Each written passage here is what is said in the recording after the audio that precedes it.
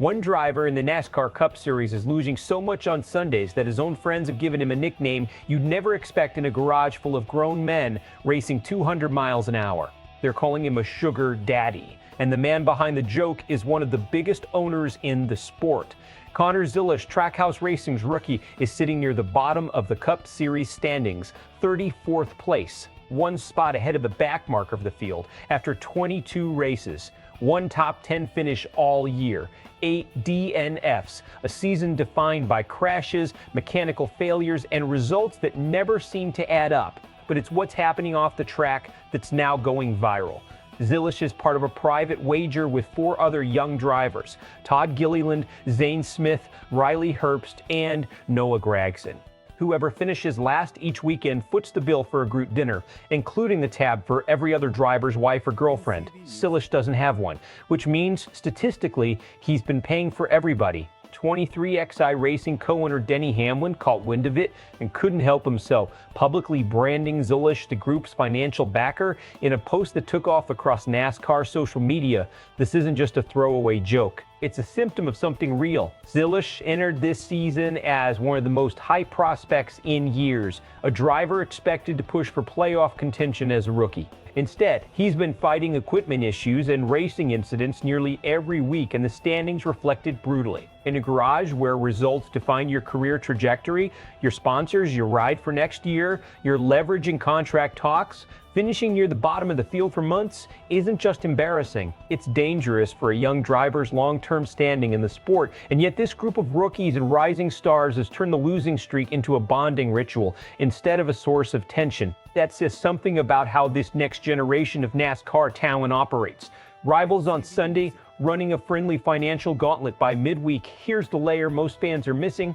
On the surface, this is a funny story about a rookie buying dinner. Underneath it, this is about how young athletes cope with pressure in a results-obsessed sport. NASCAR is unforgiving. There's no bench to sit on, no trade rumor to hide behind. If your car isn't fast and your finishes aren't there, everyone sees it in real time, every single week on a leaderboard that never lies.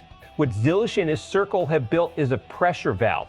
Turning a brutal string of finishes into a running joke keeps morale up instead of letting frustration fester into isolation. That matters more than people realize. Young drivers who internalize bad seasons in silence tend to spiral. Drivers who can laugh about it with peers tend to bounce back faster because the losses stop feeling like personal failures and start feeling like shared experience. There's a risk here too, though. Being the punchline, even a friendly one, can shape outside perception.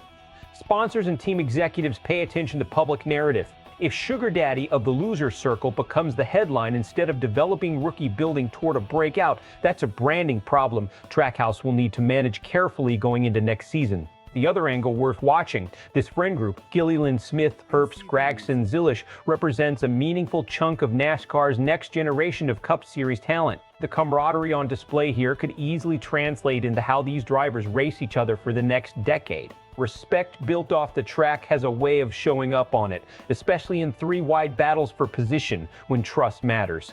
Fans have eaten this story up, and the reaction has been split right down the middle. One side finds it genuinely wholesome, a reminder that beneath the helmets and the sponsor decals, these are still young guys in their 20s who tease each other like anyone's friend group would.